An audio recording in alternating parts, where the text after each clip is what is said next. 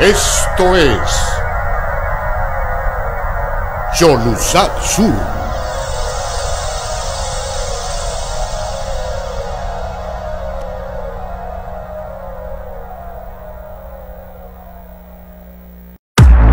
Desde los estudios de Cholusatsu, Canal 36, este es su programa Voces de un Diálogo con el periodista Alan Fiallos, tocando los temas más importantes del país que generan impacto.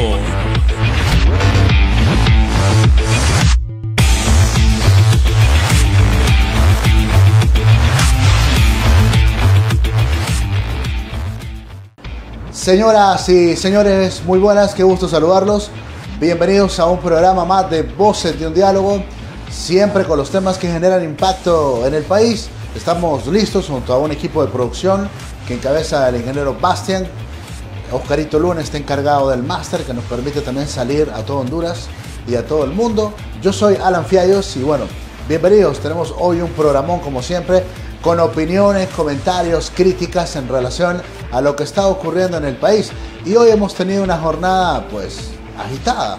Hemos tenido una jornada agitada en donde no ha sido el coronavirus el tema principal, no han sido las 5 muertes de las últimas horas el tema principal. No, para nada. Hoy otra vez en Nueva York vuelve a ser tema en Honduras con esta información que surge desde la Gran Manzana y que involucra al exdirector de la policía, Juan Carlos El Tigre Bonilla. Nada nuevo en cuanto a este señalamiento.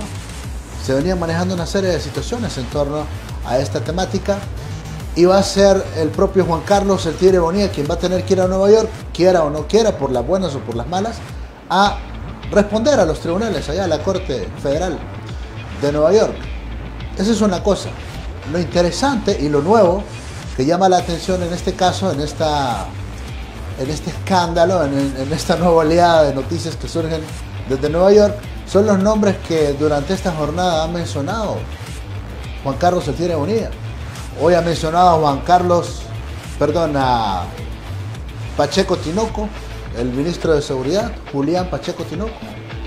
Ha mencionado a Arturo Corrales cuando fungió como ministro de Seguridad, que le pedía cosas de armas, etcétera, que le llevara armas y bueno, él se negaba. Del jefe o el presidente de la Comisión de Seguridad en aquel entonces, el honorable y honesto diputado Mario Pérez, que le llamaba, dice el Tigre, y le decía: mire, Tigre, mándeme este fusil modificado, que no sé qué, devuélvamelo. El honorable y honesto presidente de la Comisión de Seguridad en aquel entonces, Mario Pérez. Y todos esos nombres han trascendido durante esta jornada. Eso es lo nuevo. O sea que son nombres que más tarde o temprano van a tener que ir a Nueva York seguramente a declarar y a enfrentar procesos. No es nada nuevo.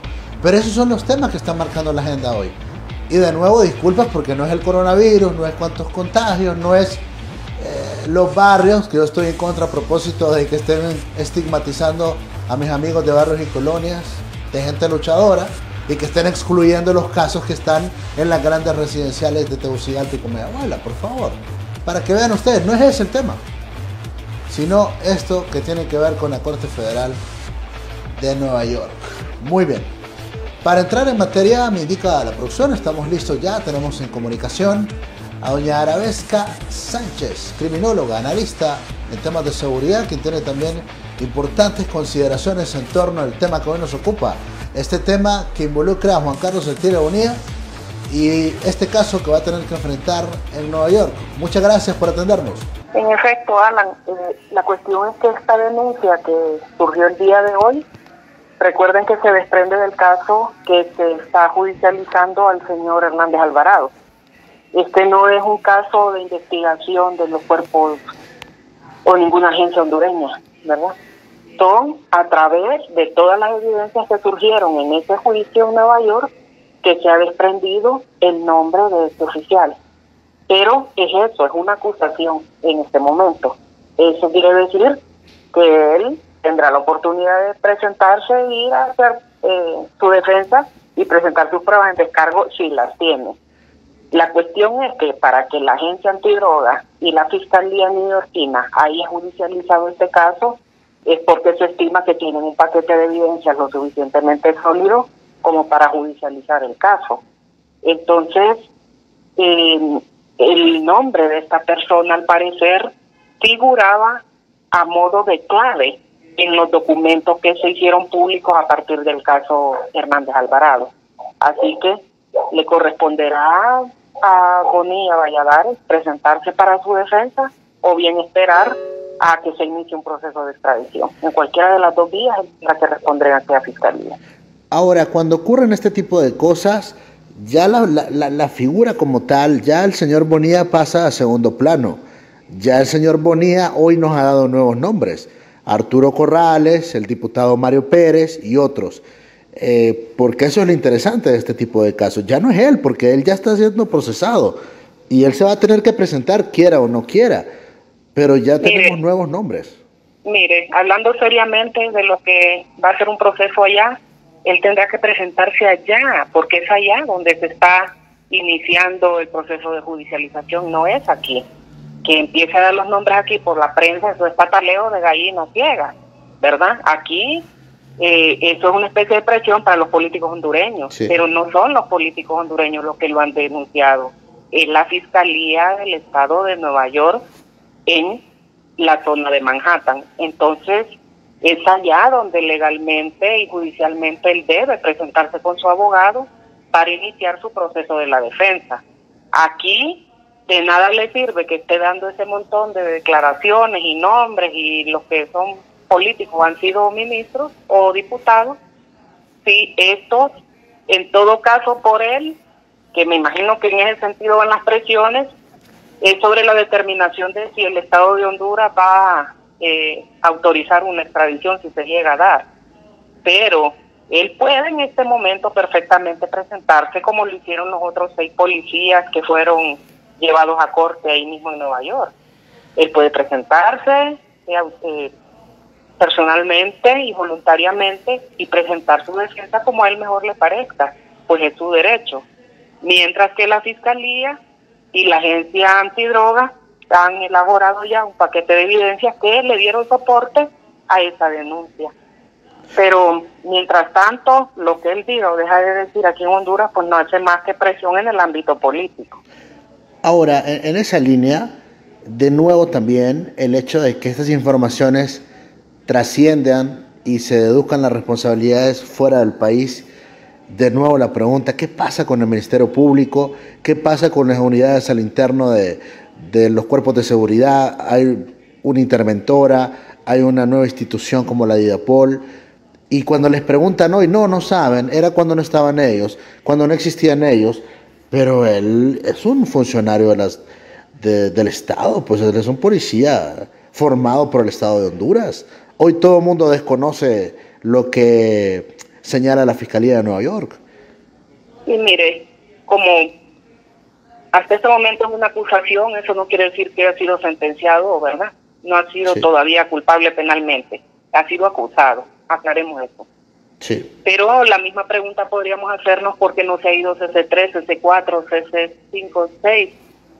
La misma pregunta nos hacemos todos los hondureños desde hace tiempo, no desde ahora. Más bien esos juicios han sido la ventana a través de los cuales los hondureños nos hemos podido dar cuenta de cómo operaba el crimen organizado y la narcoactividad aquí en Honduras, gracias a la aplicación de estas cortes en Estados Unidos. Mientras que a partir de las agencias hondureñas lo que hemos visto es el complemento, la incautación de todo el recurso económico de las redes que han sido enjuiciadas en Estados Unidos. Es decir, allá se enjuicia, aquí se les quitan los recursos económicos a través de estas modalidades de suspensión del dominio de los bienes de origen ilícito aparentemente. Entonces, aquí vemos el complemento del operativo de incautación, allá vemos la aplicación de sentencias condenatorias, hemos visto procesos de negociación y acuerdos para reducción de sentencias, a cambio de informaciones que permiten a su vez abrir otros procesos para nuevas solicitudes de extradición o nuevas acusaciones como la que hemos visto el día de hoy. ¿Debería estar nerviosa la clase política de élite en el país ¿O es algo que lo pueden manejar, lo pueden negociar con los Estados Unidos como se percibe o se presume hasta hoy? Yo no diría eso porque no me gusta generalizar. Sé que hay políticos también que están iniciando su carrera y todavía no tienen esos problemas. Sí. Así que ellos deben de estar tranquilos. Creo que los que deben de estar bien nerviosos son los que tienen problemas judiciales, los que han venido actuando en el marco de criminalidad organizada, los que han venido actuando en asocio con estos capos. Los otros políticos que nunca han metido sus manos en crimen organizado ni en corrupción, yo creo que pueden seguir su carrera política como cualquier ciudadano, ¿verdad? Pues el que nada debe, nada teme. Pero aquellos que están saliendo señalados en estos documentos que ya se han hecho públicos, eso yo creo que sí deben de estar muy preocupados. Pero los tenemos legislando hoy por hoy. Hoy, bueno, estamos viendo las sesiones virtuales y de los mencionados hoy, presidiendo comisiones importantes, manejando miles de millones de lempiras para el manejo de esta crisis de coronavirus, y son mencionados y descaradamente están legislando hoy en el Congreso, por ejemplo. Así es. Recordemos que estos procesos contra el crimen organizado de hondureños propensos a extradición comenzaron hace más de 3 años, ¿verdad? Ya llevamos como 5 años en esos procesos y algunos de ellos cuyos expedientes investigativos comenzaron incluso en 2008, 2004, 2009, 2010. Entonces, esperemos que en este momento también estén trabajando estos procesos de investigación para conformar judicializaciones futuras. Pues yo creo que si este es uno de los personajes que se mencionaron en ese montón de documentos que salen a relucir en el caso Hernández Alvarado y Lobo, que son 2 casos que juntan una serie de evidencias muy interesantes, yo pienso que esto es el comienzo de un nuevo paquete de extradiciones, ¿verdad? Pues hemos venido, si lo vemos en el tiempo, se han venido desarrollando como paquetes de judicializaciones. Yo creo que estamos en las puertas de un nuevo paquete en donde ha comenzado con el nombre de Bonilla Valladares, ¿verdad? Y creo que sí debemos esperar otras nuevas sorpresas, puesto que en esos documentos se mencionan nombres bastante interesantes dentro y fuera de la política. Claro, cuando pasó lo de Tony Hernández, por ejemplo, como aquí vivimos de los sueños y de las esperanzas y de lo que hagan otros, dijeron que venía un remesón en Honduras y que iba a cambiar este país, que iba a caer el mandatario. Y bueno, no pasó nada de eso. De hecho, lo que tenemos hoy por hoy en medio de una pandemia de coronavirus, lo que está matando a la gente no es el virus como tal, la está matando la corrupción, que no llega la comida, que no hay medicamentos en los hospitales.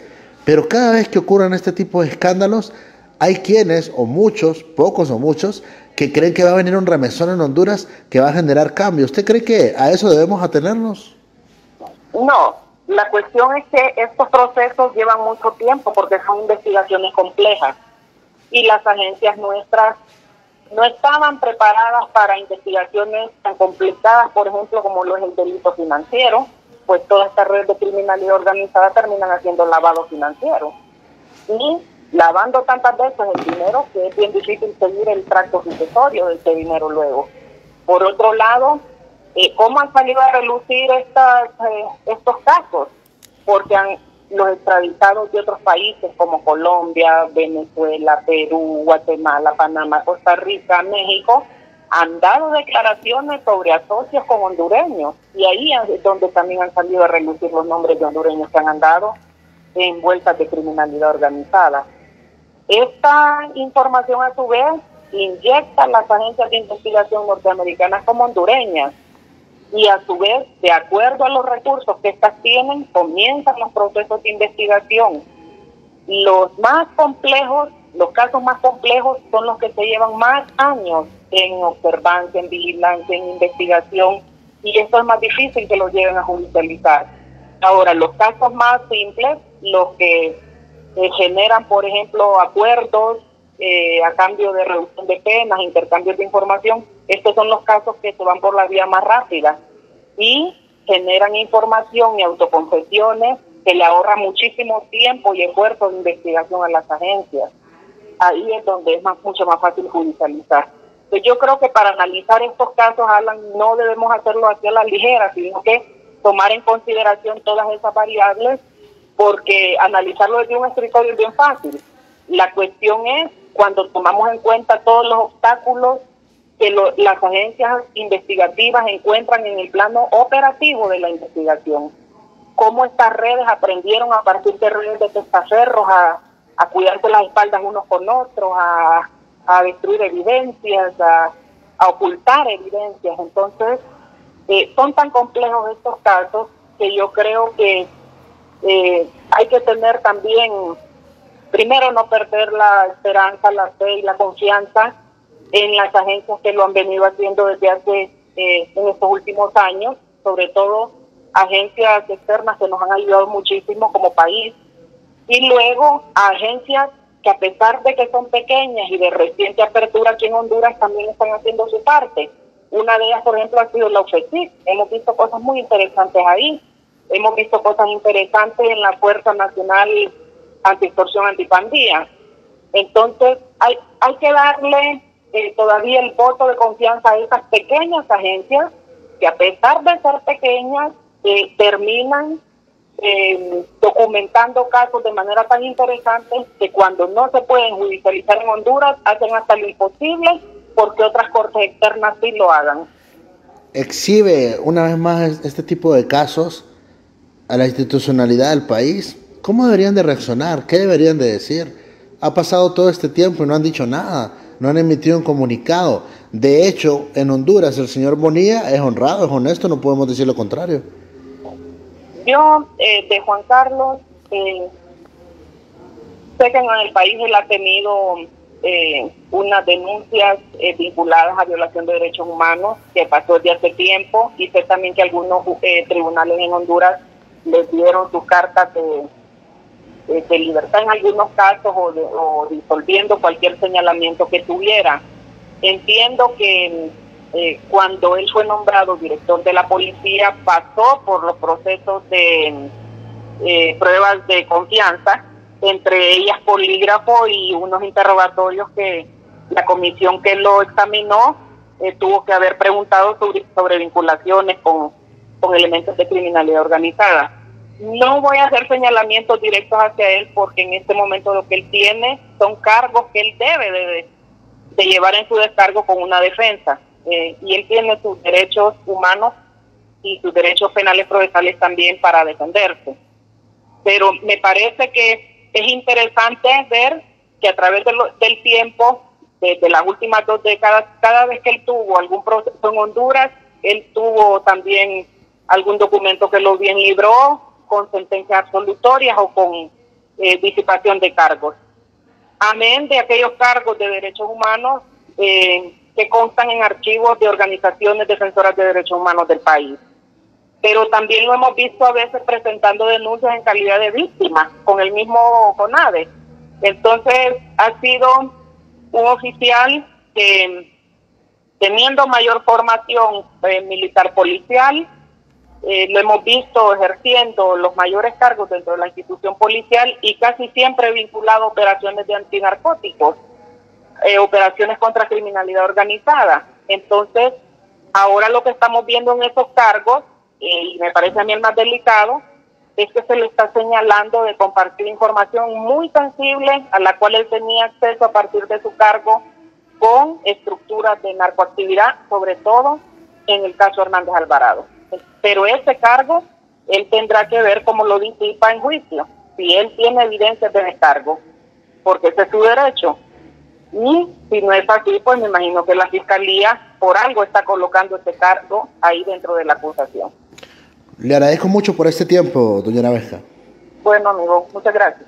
Muchas gracias. Siempre usted muy amable, muy atenta por estar con nosotros en Voces de un Diálogo. Arabesca Sánchez. Interesantes consideraciones. Muy sobria, muy fría a la hora de hacer este análisis como corresponde, sin apasionamientos. Más allá de darle una lectura, me parece a mí bastante correcta, muy apegada a la realidad, muy sobria, insisto. Y bueno, le agradezco mucho a doña Arabesca Sánchez por estas consideraciones importantes para ilustración de todos ustedes, amigos televidentes de Voces de un Diálogo. Vamos a cumplir con patrocinadores en el programa. Vamos a la pausa. Luego de la pausa tenemos más reacciones sobre este y otros temas de la agenda nacional. En breve continuamos. Ya regresamos con Voces de un Diálogo. La entrega del espectro radioeléctrico Patrimonio Nacional de Honduras, puesto en bandeja de plata para las compañías celulares Tigo y Claro, es algo que a los entes investigadores del Estado les importa un comino. Al presidente del Instituto de Acceso a la Información Pública, esta millonaria concesión a Tigo y Claro le vale chancleta.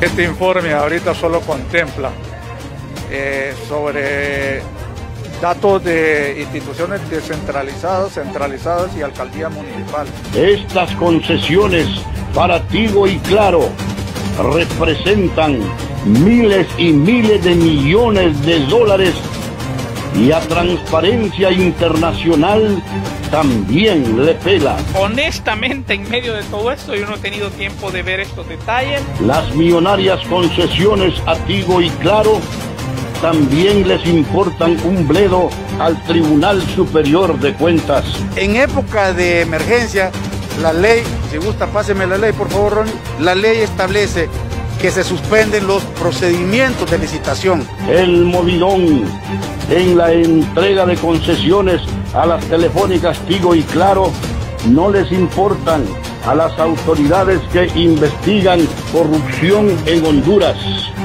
Ellos están ocupados en la compra de mascarillas, alcohol, guantes, televisores y percoladoras. Estoy trabajando en lo del COVID, que es lo más principal ahorita en este momento, atender al ciudadano. No tengo el tiempo para hacerlo. En este momento yo estoy más concentrado en la parte de la que es la emergencia, la compra del COVID-19. Que el pueblo juzgue. Xolucat Sur lo denunció en el momento propicio. En nuestro 61 aniversario, Cooperativa 15 de septiembre sigue creciendo para usted. Lo invitamos a conocer nuestra nueva filial en Mall Premier Comayagüela, final del Boulevard del Norte, frente a la salida Olancho. Cooperativa 15 de septiembre, con toda una gran variedad de productos financieros exclusivamente para usted. Cooperativa 15 de septiembre, acérquese y sea parte del mejor cooperativismo en Honduras. Cooperativa 15 de septiembre, su independencia económica, ahora en Mall Premier Comayagüela.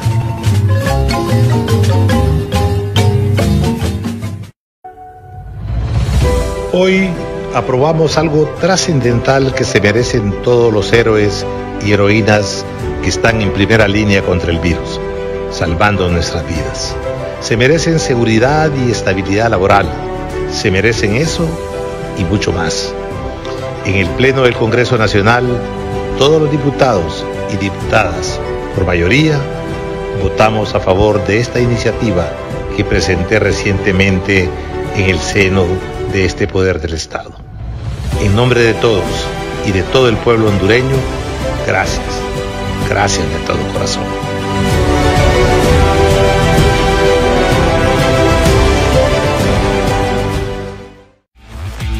Continuamos con Voces de un Diálogo.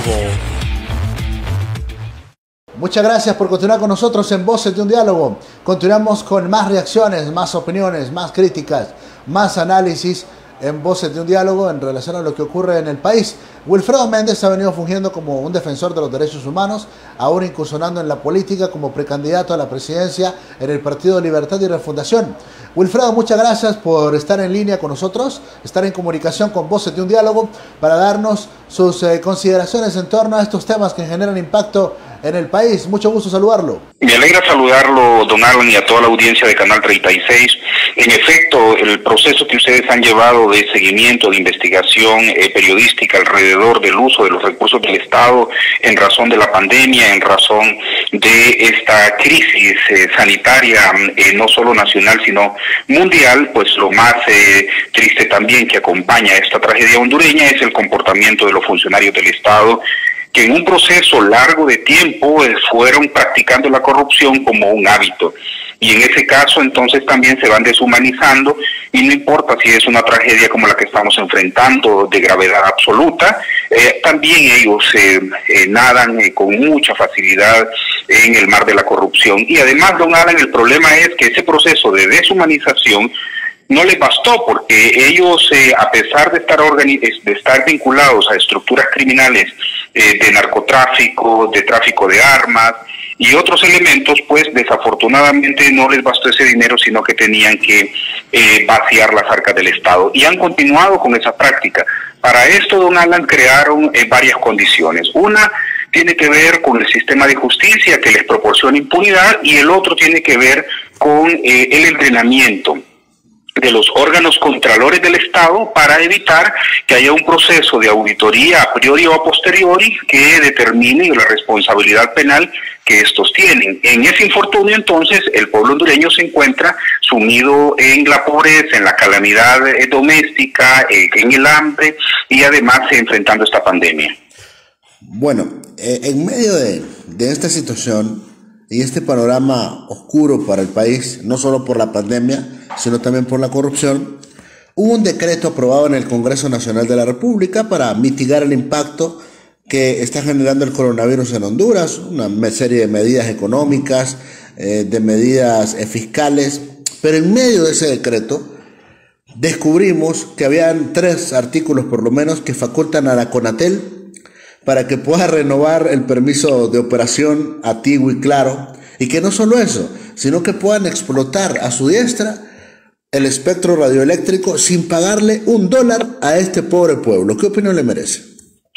Todo este elemento, estos elementos que usted menciona, don Alan, también requieren un enfoque desde el orden de la investigación también de la estructura criminal. Es decir, la estructura criminal, para que se mantenga, y sobre todo estatal, para que se sostenga, necesita el favor de ciertos grupos económicos, además de tener el poder de las armas. Pero los grupos de los cuales se van nutriendo económicamente, que también son aquellos que les favorecen en el proceso político de nominación, elección y sostenimiento en el poder, pues esos favores se van pagando en la medida en que el ejercicio del gobierno se da, y ahí entonces estos grupos económicos van teniendo contratos leoninos, van teniendo concesiones del Estado, van teniendo tiempos que son realmente escandalosos, de 20, 30 años, 10 años de aprobación de contratos que desfavorecen al Estado. Entonces, esta gente también va en cualquier tiempo, en cualquier momento, va ejerciendo una labor de pago de favores, y ese pago de favores entonces lo vemos reflejado en este momento, que independientemente de que el Congreso es convocado para una situación extraordinaria de atención de la salud, encontramos que estos contratos entonces se le da la facultad a CONATEL para que los renueve de una forma muy fácil, y ahí entonces se encuentra ese tipo de pago de favores, don Alan, que desfavorecen a la población hondureña y lógicamente las arcas del Estado, aunque las arcas del Estado, pues al final uno dice, bueno, está en ese dinero, llega a las arcas del Estado para que se lo roben también. Estamos en un círculo vicioso bien complicado, don Alan. Bueno, y ya lo descubrimos, ya lo denunciamos, ya hay diferentes sectores pronunciándose en relación a esto, porque cuando nosotros evaluamos lo que representaría en dinero, Will, dejado de percibir por parte del Estado, no encontramos una cifra. Hemos ya acudido a algunos actuarios, a algunos técnicos, y no tienen idea, ni siquiera se aproximan a la cantidad de millones de dólares o de miles de millones de dólares que podría dejar de percibir el Estado de Honduras por una operación de esta naturaleza. Y según nuestros cálculos, este sería el escándalo de corrupción más grande de todos los tiempos. Podría ser, don Alan, aunque cuando uno va observando y va descubriendo más las acciones que estas agentes del Estado desarrollan para la corrupción, uno se va escandalizando cada día más, en la medida en que ustedes, imagínese usted que el periodismo en Honduras es el que ha ido descubriendo la corrupción, porque los entes contralores están atomizados. Si no fuera por ustedes, los escándalos de corrupción por lo menos no se conocerían, y le digo escándalos porque en definitiva en eso terminan, generan, don Alan, son un proceso que al final, si la prensa no lo dice públicamente, se genera aquella conmoción social y al final usted ve que el sistema de justicia absuelve a aquellos que en algún momento llegaran a estar complicados con la justicia. Y así cualquier institución que pueda, algún funcionario puede ejercer algún nivel de presión, es expulsado, es marginado, e incluso en el caso de los organismos externos como la Maxi, pues expulsados del país. Entonces, en este caso que nosotros tenemos ahora de estos contratos, que también hay que elevarlo a otros contratos mineros, térmicos, petroleros, en otros sentidos, pues entonces encontraremos que el nivel de corrupción de estas entidades pues está presente por esos factores mencionados. Muy bien, ahora no se percibe capacidad de reacción de los entes contralores porque ya sabemos que hay un control político criminal, pero sí debería existir una reacción política, por lo menos, de quienes se hacen llamar a oposición, de quienes están encargados y llamados a velar por los intereses del pueblo, pero no la percibimos, Will.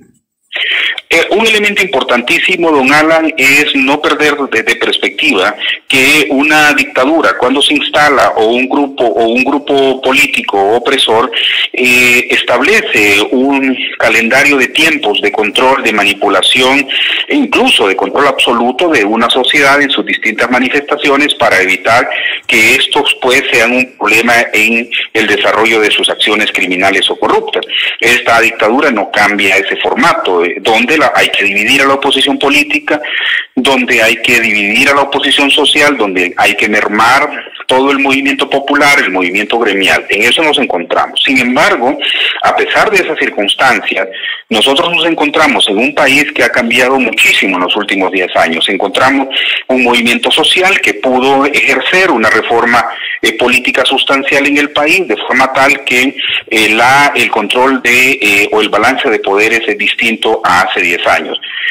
Pero esta dictadura generó también su línea de tiempo, don Alan, y en esa línea de tiempo que se propuso, solo para darle un dato, con el fraude del 2017, la línea de tiempo comprendía el control no solo de las instancias estatales, de los poderes como el Poder Judicial y otros, sino que también pretendía también la atomización o por lo menos la complicación del movimiento de oposición política.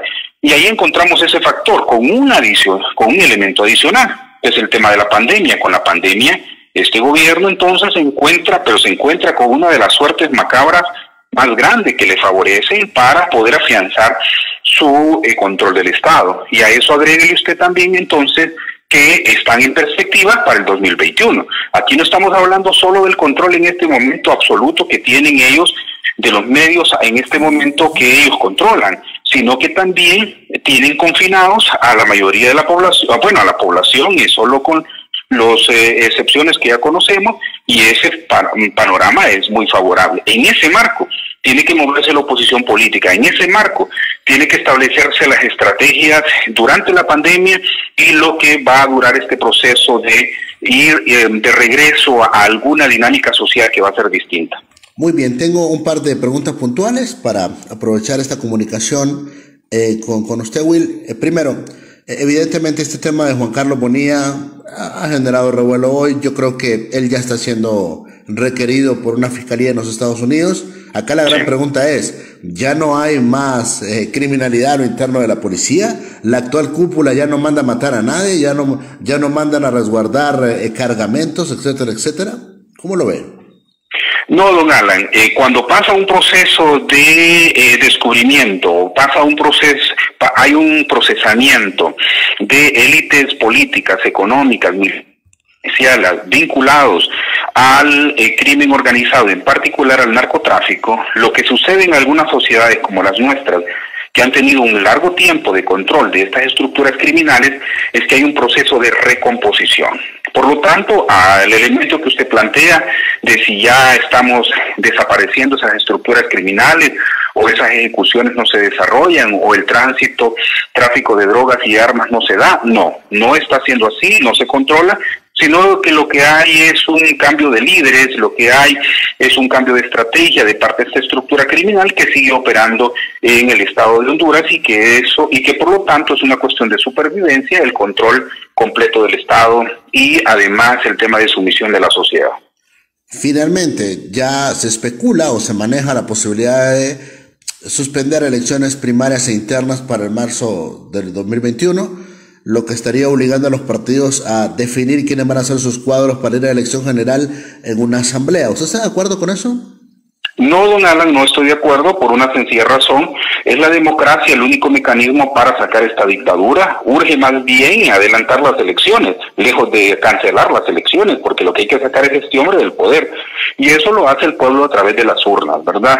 La presión social, ya hemos visto cuál ha sido su limitante y las consecuencias que hemos enfrentado. Por lo tanto, si se llegase en algún momento a que esta administración, en confabulación con otros grupos políticos, por ejemplo, hiciera una reforma a la ley electoral y dijera que suspenderá las elecciones por esta única ocasión, como por el tema de la pandemia, en ese marco de justificación, nosotros, a lo interno del partido Libertad y Refundación, vamos a presionar para que haya un proceso de elección interna y no de imposición. Ese es un elemento importantísimo para nosotros, puesto que el trabajo político que hemos desarrollado en todo el país afortunadamente ha ido muy bien, don Alan, y estamos listos para enfrentar una elección primaria. Se trata, en la mayor de las tragedias, de fortalecer la democracia, no de darle un golpe de gracia.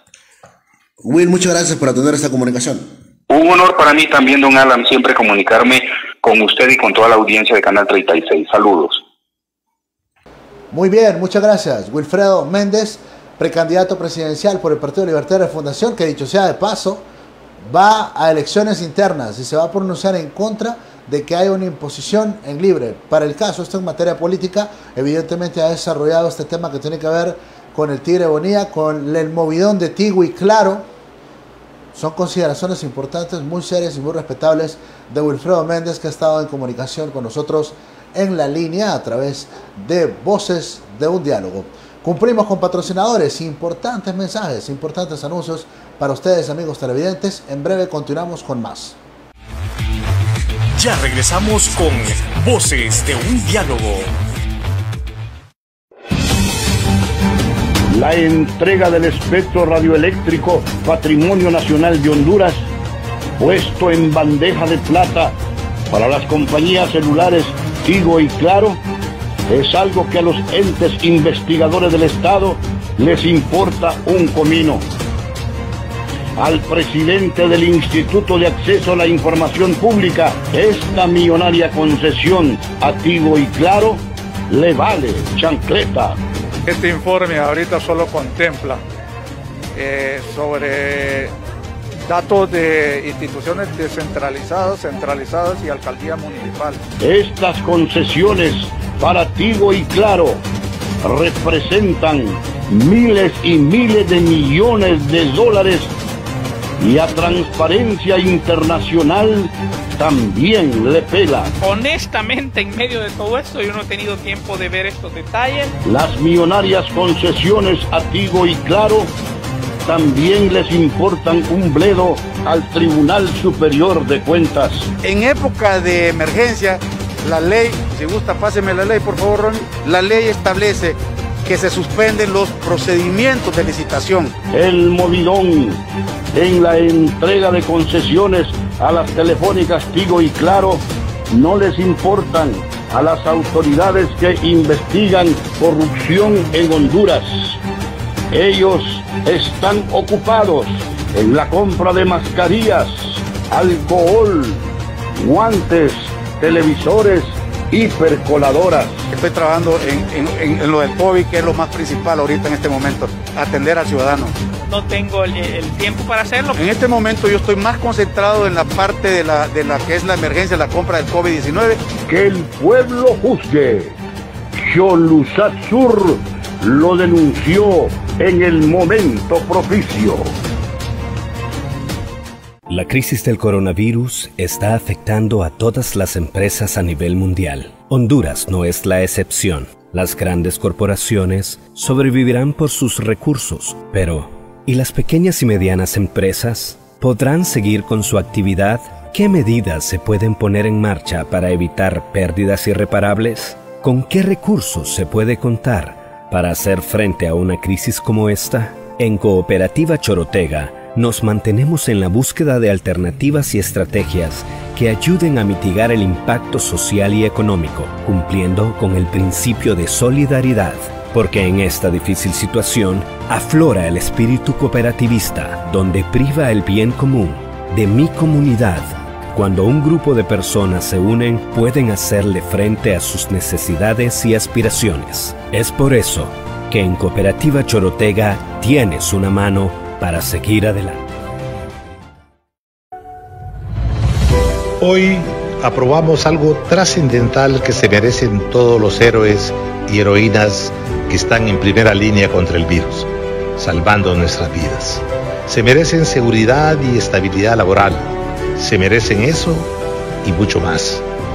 En el Pleno del Congreso Nacional, todos los diputados y diputadas, por mayoría, votamos a favor de esta iniciativa que presenté recientemente en el seno de este poder del Estado.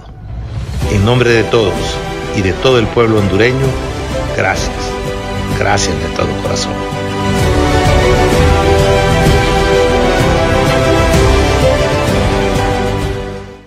Hoy, cada remesa que recibes es más valiosa que nunca. Si tienes una cuenta de ahorro en Banco Atlántida, dile a tus familiares en Estados Unidos, España, Canadá o cualquier parte del mundo que te depositen la remesa directamente a tu cuenta de ahorro y de inmediato dispones de tu dinero a través de tu tarjeta de débito para retirar efectivo en un ATM o multi-ATM. Y también puedes hacerlo muy cerca de tu casa en un agente Atlántida y realizar las compras que necesites en cualquier comercio. Si no tienes una cuenta de ahorro, ábrela hoy. Desde tu celular, descarga Atlántida Móvil y selecciona la opción Quiero ser cliente. Al completar el proceso, recibirás un correo con tu número de cuenta y puedes compartirlo con tu familiar en el extranjero. Banco Atlántida. Imagina, cree, triunfa. Para cortar la cadena epidemiológica del COVID-19, lo mejor que podemos hacer es quedarnos en casa. Para realizar las compras en el supermercado u otros trámites indispensables, que solo una persona sea la designada para hacerlo. Desinfecte la carreta del supermercado antes de usarla. Haga lo mismo con las tarjetas de pago, antes y después de usarlas. Lleve la menor cantidad de accesorios, aritos, anillos, pulseras. Use su pelo recogido. Desinfecte el timón de su carro. Rocíe desinfectante en aerosol a los asientos del carro. Para reingresar a la casa, siga estos consejos. Prepare un espacio con cloro diluido en agua, desinfectante en aerosol, papel toalla y una bolsa plástica. En esta, guarde las llaves, relojes, billetera y todos los objetos pequeños. Rocíe su celular con la mezcla de cloro y agua y séquelo con el papel toalla. Deje sus zapatos en una toalla o trapo húmedo con cloro y use otro calzado. Rocíe el calzado con desinfectante en aerosol y haga lo mismo con las bolsas del súper. Después de hacer esto, entre a su casa y vaya al baño más cercano a lavarse las manos. La ropa que usó afuera la puede lavar inmediatamente y después a bañarse. Cuando termine, puede entrar en contacto con sus mascotas, personas y otras superficies de la casa. Las frutas y verduras, déjelas en agua con un poquito de cloro y después las guarda en su refrigerador. Desinfecte los llavines de las puertas, de la refri, llaves, controles y todos los objetos que estén en contacto con sus manos constantemente. No comparta bebidas ni comidas con nadie. Estas medidas nos van a ayudar a cortar esta cadena epidemiológica. Pero recuerde, lo mejor que usted puede hacer es quedarse en casa. Continuamos con Voces de un Diálogo. Muchas gracias por continuar con nosotros en Voces de un Diálogo. Tenemos más noticias, más opiniones, más reacciones, más análisis en torno a lo que ocurre en el país. Hoy ha hecho oficial un informe la Fundación Democracia Sin Fronteras, un informe en el cual dan a conocer hallazgos importantes sobre el papel que ha venido jugando el circuito de juzgados anticorrupción del Poder Judicial en Honduras. Los hallazgos son varios, de acuerdo al informe que ya hemos leído, pero que para darnos resumen en torno a lo que ha sido el desarrollo del mismo, estamos en comunicación con la abogada Melissa Elvir para que nos dé mayores detalles en torno a los hallazgos que han encontrado en esta temática de los juzgados anticorrupción, un parto de la Maxi, que por lo que percibo está en la cuerda floja en la agenda del presidente de la Corte Suprema de Justicia, Rolando Argueta. Abogada, muchas gracias por atendernos. Mucho gusto, Alan, muchas gracias por el espacio. La verdad es que la Fundación Democracia Sin Fronteras ha realizado este informe y viene trabajando desde el año pasado con este proceso, con una veeduría social a los juzgados penales con competencia nacional en materia de corrupción, pues que como todos sabemos entraron en funcionamiento en septiembre del año 2017. Entre los resultados más importantes es que, por ejemplo, es asombroso que la Corte Suprema, el Poder Judicial, solamente requiere de menos de un 1%, por ejemplo, del presupuesto del Poder Judicial para poder mantener este circuito especializado. Y la pregunta ha sido siempre clara desde el momento en que se fue la MAC, si se queda o no se quedan el juzgado penal en materia de corrupción. Por lo que hemos dialogado con el presidente de la Corte Suprema de Justicia, no está en sus planes poder eliminarlo, pero la pregunta entonces también iba en si tienen o no tienen las herramientas suficientes entonces para poder enfrentar un tema clave en nuestra sociedad, pero sobre todo entonces un circuito que requerimos de apoyarlo aún más, precisamente porque ese menos de un 1% que equivale al Poder Judicial entonces es lo que se enfrenta a poderes económicos y políticos bastante fuertes. ¿Qué podemos esperar entonces de nuestros jueces y magistrados del juzgado penal en materia de corrupción penal cuando en muchas ocasiones pues se ven enfrentados a ese poder, se pueden ver intimidados, pero que la presión entonces no debe de ser un fuerte para que puedan perder su independencia judicial en el momento de tomar sentencias? No es solamente de defender UFERCO, sino que también es de defender el circuito penal en materia de corrupción. Ok, pero cuando en este hallazgo en particular del 1% que se destina el Poder Judicial para este circuito, ¿qué implicaciones tiene? ¿Bajos salarios, baja logística, baja capacidad de poder tener las herramientas necesarias para aplicar la ley como corresponde? No, no critico bajos salarios, sino que es más bien viendo todo el presupuesto del Poder Judicial, no genera un gasto excesivo entonces mantener un circuito especializado en materia de corrupción, un circuito que todavía lo necesitamos, un circuito que debemos de defenderlo aún más y que entonces de aquí en adelante lo que nos toca a nosotros como ciudadanos es vigilar entonces este Poder Judicial precisamente para que no llegue a un punto en el que tengan que eliminar este circuito y se vaya entonces por procesos penales tradicionales que, como todos sabemos, pasarían mucho más tiempo dentro del sistema judicial para poder llegar a una sentencia definitiva. Entre promedios mensuales estamos hablando que un caso penal en materia de corrupción o en delitos contra la administración pública tardan aproximadamente 74 meses en juicios tradicionales. Pero en este circuito especializado entonces estamos viendo que el promedio para tomar sentencias son 34 meses. El más alto fue precisamente el que todos conocimos de la primera dama, que ahora lo mandaron precisamente a que se repita este juicio por algunos procesos de amparo y algunas resoluciones de nulidad, pero también vemos entonces que la defensa privada de estos litigantes privados abusan de estos procesos o de recursos, precisamente porque, por ejemplo, solamente en el caso de Rosalena de Lobo hubieron 54 recursos entre amparos, entre apelaciones, 54 recursos que fueron interpuestos, y que aquí entonces el debido proceso o el respeto a ese debido proceso entonces en muchas ocasiones atrasa una sentencia en casos de la administración pública. Y ahí no podemos decirle entonces al juez, usted tiene mora judicial, precisamente porque están respetando el debido proceso.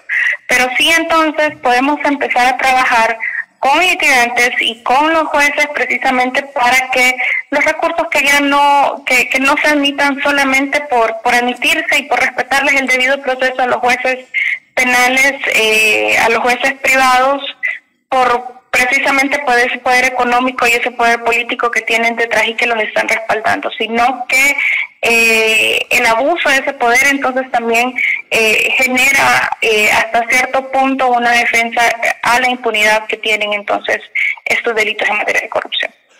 Bueno, pero hay quienes consideran que a la hora de evaluar la gestión de este juzgado, los resultados se han quedado cortos.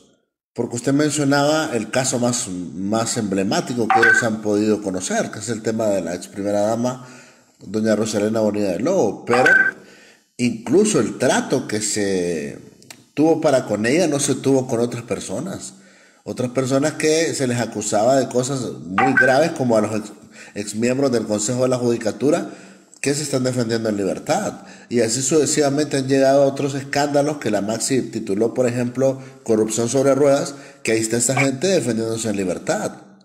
Y uno presume de que no hubo un trato igualitario en la aplicación de la justicia por parte de este circuito. Cosas de esta naturaleza que uno percibe que no tienen el impacto positivo entre la sociedad.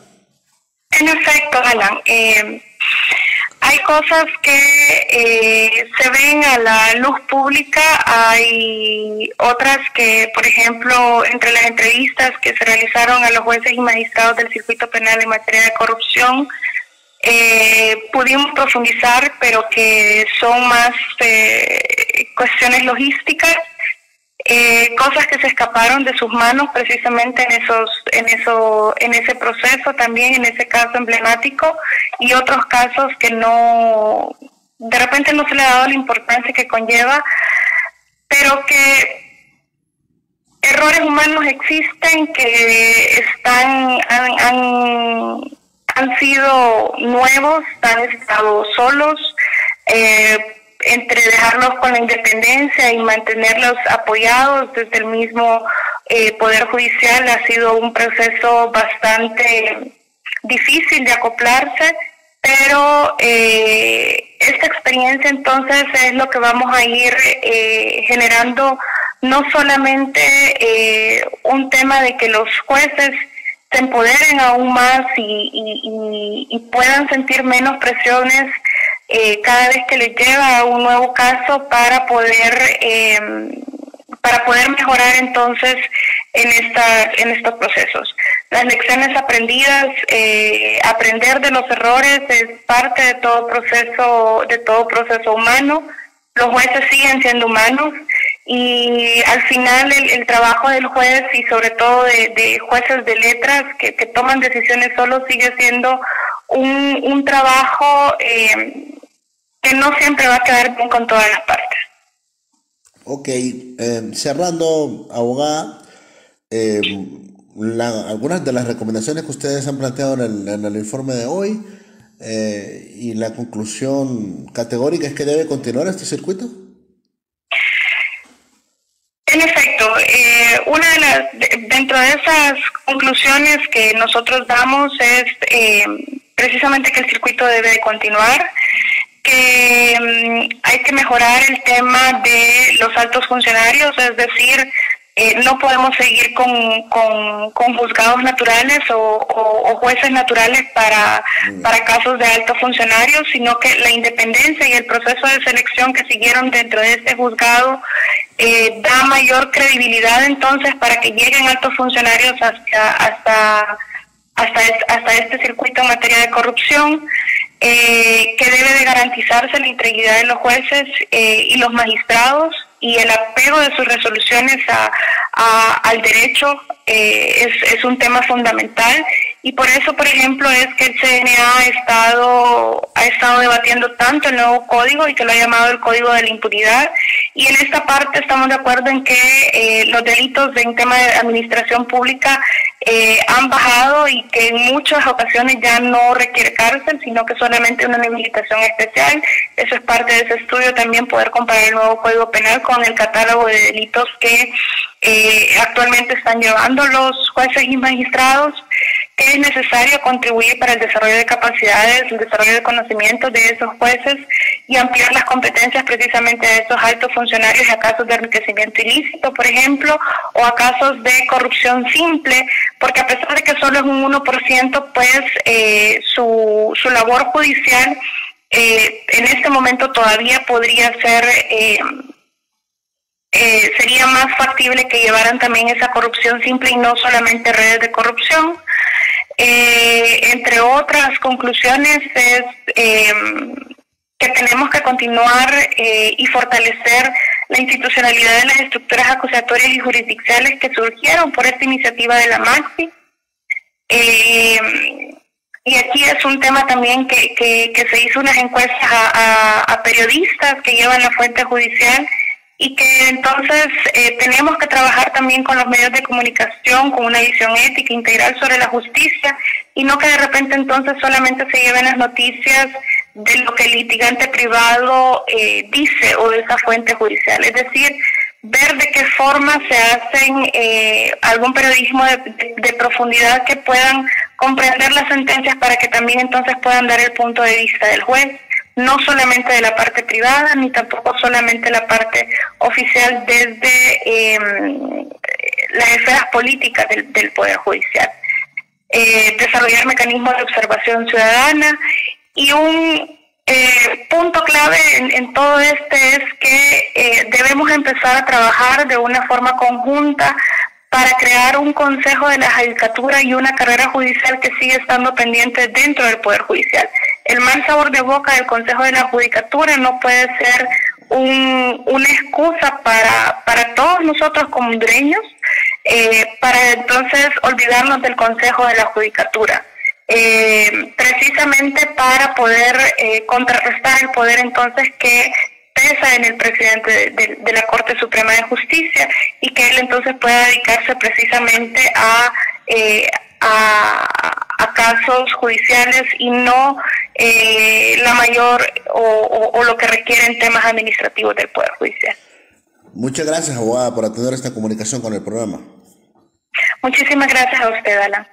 Muchas gracias, abogada Melissa Elvir, y estos son los hallazgos que ha encontrado la Fundación Democracia Sin Fronteras en torno a este circuito de juzgados anticorrupción en el Poder Judicial. Están en la cuerda floja, hombre. Solo se han ensañado con Roselena de Lobo y de ahí no han hecho nada. Los buenos amigos del Consejo de la Judicatura pasado nos están viendo libres. Ya ahora estaba preso uno de ellos, Teodoro Bonilla, pero ya está libre. Todos nos están viendo. Saluden, no hay ningún problema. No hay que ensañarse con los que van a ser sometidos a un proceso judicial. No, con doña Roselena de Lobo se han ensañado. Y es por lo que todos recordamos y por lo que todos tenemos presente a este circuito anticorrupción. Siguiendo los caprichos de la Maxi, que necesitaban una cabeza, un trofeo, se han ensañado con doña Roselena de Lobo. Creemos que no es así. Así como se le da el trato preferencial a todos los imputados que han llegado a este circuito, creo que lo propio debería darse con doña Roselena de Lobo. Y es lamentable que no se hace. Pero bueno, seguiremos informando. Señoras y señores, cerramos aquí el programa. En nombre del ingeniero Bastian, que está al frente de la producción, Oscarito Lunes, el encargado del máster. Señoras y señores, yo soy Alan Fiallos. Con permiso. Este fue su programa Voces de un Diálogo con el periodista Alan Fiallos, tocando los temas más importantes del país que generan impacto.